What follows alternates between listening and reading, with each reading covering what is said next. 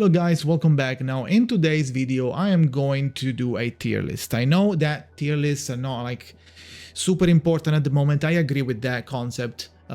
Skill issue, right? If you can do anything, but there are some clear characters that are better to pair with other characters. There's nothing that you can do about it. It's just a kit problem or like a kit reason why some characters might be better suited for certain characters, like A instead of B, right? So that's what I'm going to do. I'm going to do a rough tier list of where everyone is and why. And I know that some of these characters might be nerfed, buffed, changed, fixed, depending on who it is. So I'm going to just give you a general understanding of what they do, and then if they become better or worse, we're gonna have to revise it maybe on release. Okay, so first of all, let's start with the S tier characters, and let's do Jiyan, Yinlin, Verina, and I would put Calcharo here. Okay, now first of all, let's start with Jiyan. Jiyan is a powerful wind arrow DPS. He does a lot of damage, and then when you do the ult, which is Resonance Liberation, it's going to summon the dragon, and the dragon attack is wind damage, but this wind damage is regarded as heavy attack damage. Now there are many supports in the game that generally increase damage, such as Verina or Baizhi, but there is one character that is probably best suited for direct support for Jiyan, which is Mortefi. Now, Mortefi is not going to be an S tier because it's a supporter and it's a 4-star, so I can't just put it in an S tier like that, okay? So, but a high A is probably really good for a character like this. So what it does is his Aalto skill is going to boost the heavy damage and basically boosting the ult damage of Jiyan in this case, because it counts as heavy damage.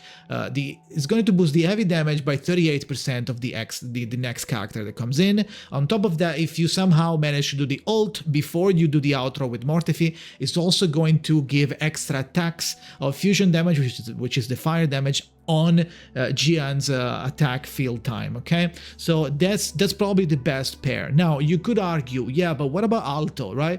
And I'm going to put Aalto in B because there are three better characters to use before you use Aalto, right? And one of them is free, so it's kind of hard to put Aalto anywhere above B, because Aalto is not just a support. It's not structured as a support. It is structured as a DPS. He wants to be on field, he wants to do the mist gate, he wants to run through it, shoot through it. Those mist gate, for whatever reason, they are not buffing anything on your ally. So if you switch, like even if you were to pass through them, they're not going to do anything to you. The kit doesn't specify anything besides Aalto exclusive package or kit. So the only thing Aalto has is a 30% aero damage bonus in general when you do the outro, okay, which is good. So maybe if you are missing several characters that I'm about to say, you can use Aalto with Jiyan, but you're kind of wasting Aalto. Aalto could be a main DPS for your wind team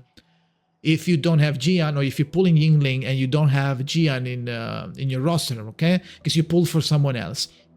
In this case, you can put Aalto, and like now you can have a different team. But for now, we're talking about Jiyan. So Aalto is going to be B if used as support, or it's probably going to be A if used as a main DPS. Okay, so I'm going to do that distinction, because I feel like you could use him as a main DPS or go back and forth depending if you have, for example, Jianxin. Okay, so if you have Jianxin and Aalto, but you don't have Jiyan, now you can do this together. Mortefi doesn't work with Aalto, like in the same sense that works with Jiyan. So in that case, it would be a different team. Okay, so I'm going to put Jianxin in A, mainly because she's kind of slow. They're gonna fix her. I've heard that they're gonna fix her, so maybe they'll make it easier. So you want to channel for a very long time to get like the maximum amount of shield and also healing. So that could be a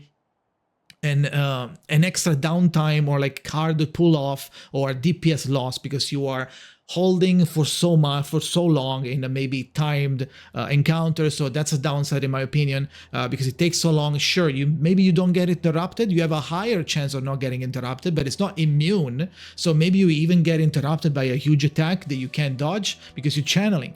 So sure, her outro skill is going to give a general damage buff on whoever comes ultimate, but I don't know and I'm not sure if that ultimate is referring to just an attack that needs to happen, because Jiyan doesn't have an attack.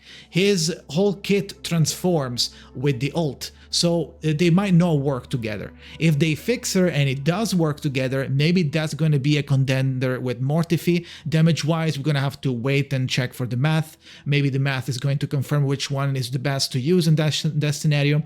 Now, obviously, any character is going to be boosted by Verina. We're not talking about Verina yet, but keep that in mind, okay? Verina is good for everybody. Keeping in the support group, I'm going to put Baizhi here. Baizhi is going to be free. You can get her for free, and you will be able to use her with any team. Sure, she's Glacio, so maybe if you are attacking someone that you don't need Glacio for, it's kind of whatever, but she's not a DPS. She's a healer support. So she's going to heal everybody, and then she's going to leave a boost on whoever picks it, and then her outro skill is also going to boost further the damage of whoever gets healed. So she's a really nice all-around, usable by everybody support booster, and she also heals. She also heals off field as well. So, but if you need to heal, you can use her E, and whenever she's on field, and like heal everybody in a hurry. Okay, so that's where she should be. Now, let's move on to Yinlin. Yinlin is I think, so people say that she's a sub DPS, but I feel like if you understand her kit correctly, she's going to be probably a main DPS. Because I feel like there is a little bit of misunderstanding going around. A little bit, I wouldn't say misinformation, but it's a little bit of like confusion that I've been hearing. People are probably discarding her mark a lot, and I feel like by correctly playing her mark and making her mark into punishment mark, and then having like the higher damage thunder slamming every second on, and it's also an AoE, I feel like it could be main DPS potential. I'm going to pull her on stream on twitch.tv/Jakazin whenever the game comes out, so you can come in and see with your own eyes what I'm gonna do with her. Right? We're gonna pop off, and we're also gonna give away some characters. Okay, we're gonna do giveaways on my Discord, so there's a link in the description if you want, on my Twitch if you want to join there. Okay, I will be playing the game a lot, probably like 10 hours a day minimum for like a month, so we'll see what happens there. But let's go back into topic real quick. So Yinlin is a very powerful DPS. That said, she does have a buff outro that buffs general electro damage. Now, the good part, the electro damage, and also boosts the damage of the ult of the next character. Now, that's why I'm putting Calcharo in S tier. Now, this is not an order, okay? This is not an order, because if this was an order, Verina would be at the top. This would be the S tier, okay?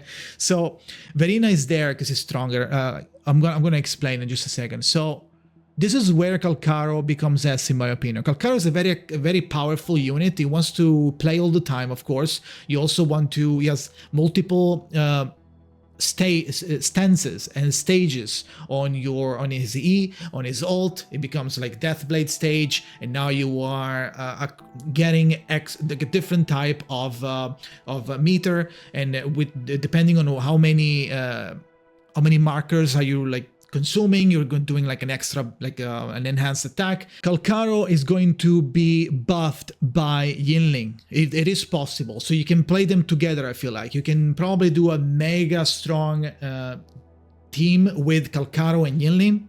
you know, because Calcharo is going to get the damage from Yinlin, right?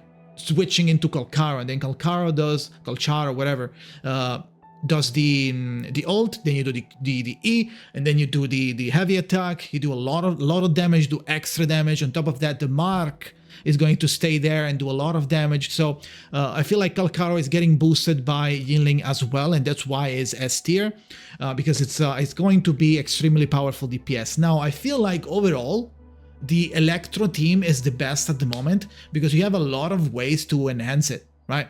Now let's go back for a second and touch on the Aero meta. On the Aero team, the Aero element, there is Yangyang, which is another Aero member. Now you're only using her for CC. She's free, by the way. You're only using her for CC, and what she does, she always like groups enemy. If you play Genshin, it's like a mini venti on her E and on her Q. So you're going to keep like grouping them up, which is really good if you're trying to burst them down in like an AoE. So you can use her in pretty much every team. You can use it on Encore team as well. You can use it on everybody you want, everybody's team, because she's just like a good CC unit that you can bring and do if you don't need like a healer, right? Because you know that you maybe don't need it, you can bring her and it's going to be really good CC. So that's why I'm going to put it in A tier. Now, who am I putting in B tier? It's just Aalto if you're not playing as a DPS, right? That's the only B tier in my opinion. Now, Yangyang. Actually, before we talk about Yangyang, let's talk about Verina. Verina is extremely broken. Why? Like, you know, probably a lot of people are saying that she's really broken. Now, what she does is she saves people from death.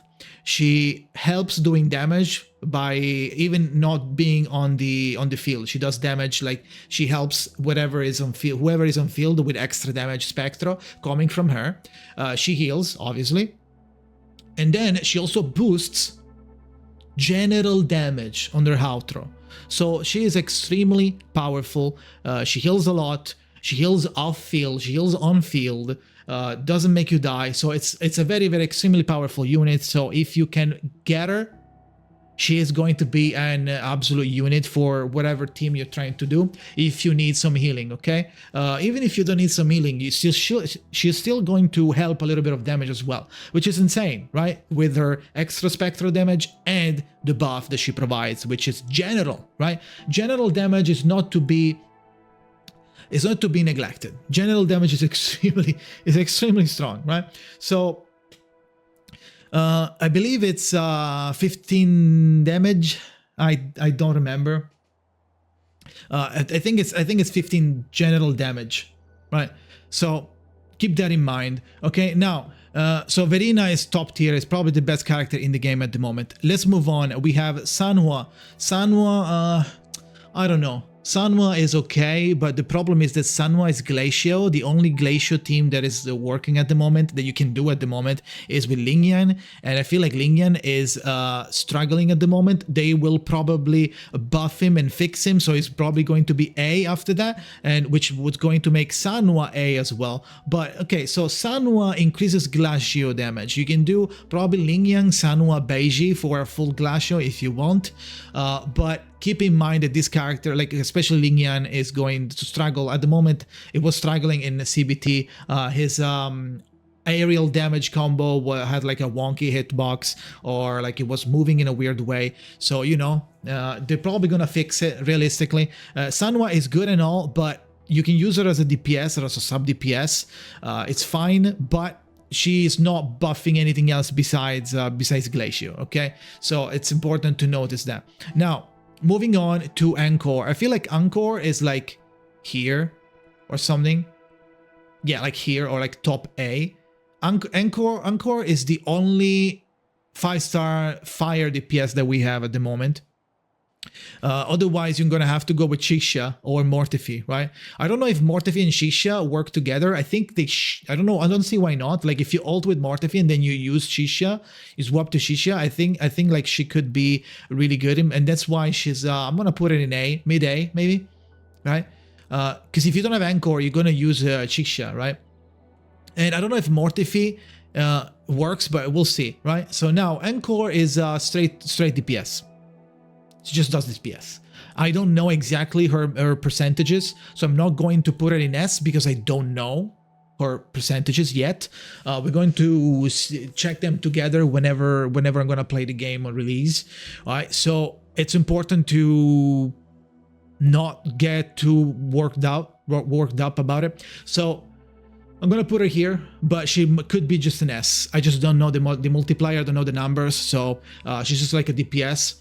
She also leaving a puddle behind on the outro, I believe, right?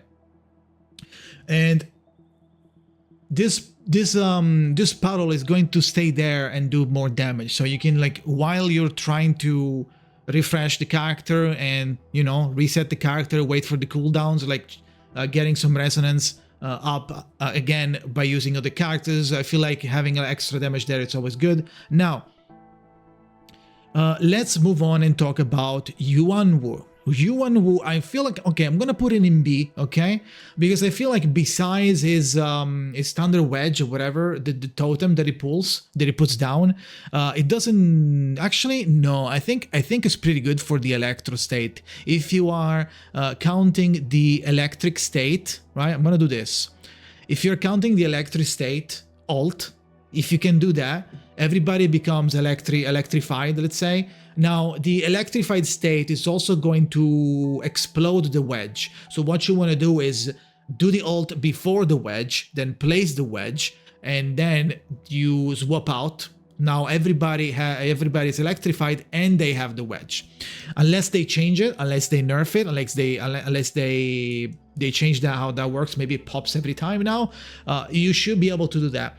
Now, and that could potentially be really, really good in those electro teams where you don't need any help, right? If you're going Yinlin, Calcharo, Yuanwu, because you don't need any support, you could do that if you want for maximum damage burst. Maybe you need to burst a lot, right? So that's important to note. Or if you don't have Calcharo, or if you don't have Yinlin, you can put Yuanwu, whatever you want in the Electro team, and it's going to work. You can do maybe Calcharo, Yuanwu, and then Baizhi or Verina if you have Verina, right? Or yeah, whoever you want. Okay. So now we get to the last two characters. Okay, so Rover, let's do Rover real quick. I feel like Rover, I only know about the Spectra Rover. I don't know about the Havoc Rover.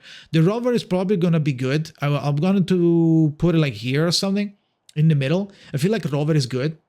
And it's just like a straight up really, really good character. Just like which is a breath of fresh air, because most character in the game, in like gachas like this, like the MC, it's always like forgotten in 2 seconds the moment you get one character, right? So it's really nice to have the Rover being really good. So you can use them if you need some Spectral character, okay? They have like a really, really clear parry, really clear dodge, ult, really fast, does damage, right? So you can do that. You can use the Rover perfectly without any issue if you want. Now, Danjin and Taoqi, those are the two Havoc characters that you're going to be using. For some reason, we don't have a Havoc character 5-star for now, but we do have a Danjin. Now, unnerfed Danjin is probably going to be like here or something. Unnerfed Danjin is probably going to be here. She does extremely high amount of damage with extremely high risk. You might be one shot with at any point, but if you are good, and that's when we get back to the skill factor, if you're good at the game and you know what you're doing and you don't need to get hit, you don't get hit, now you're doing a lot of damage. Now, she might be nerfed, because I don't know if people are gonna be liking the fact that she is dealing more damage than certain 5 stars, right? Maybe they don't like that. I feel like it's fine. I don't know how bad it is math-wise, but I feel like having a character like that is fine, because it's if you are a god at the game, you deserve mega damage. It's as easy as that. So I feel like she's fine. Now, Taoqi is going to be... Now, also, Danjin also increases on the outro, it increases Havoc damage. For now, there aren't many characters that are like using that, considering that Taoqi is going to be a more defense-oriented character. Sure, she's going to do some damage, but it's a more defensive parry, hold your parry, get like some damage mitigation type of character. She is Havoc damage, so she is going to be boosted by Danjin, but it feels like there's a missing piece now, right? Because you only have 2 Havoc damage. Now, maybe the Havoc Rover is going to be crazy, and you can use him as a main DPS or like a sub DPS, and you can switch Danjin to Rover, and that would make more sense for the Havoc damage plus.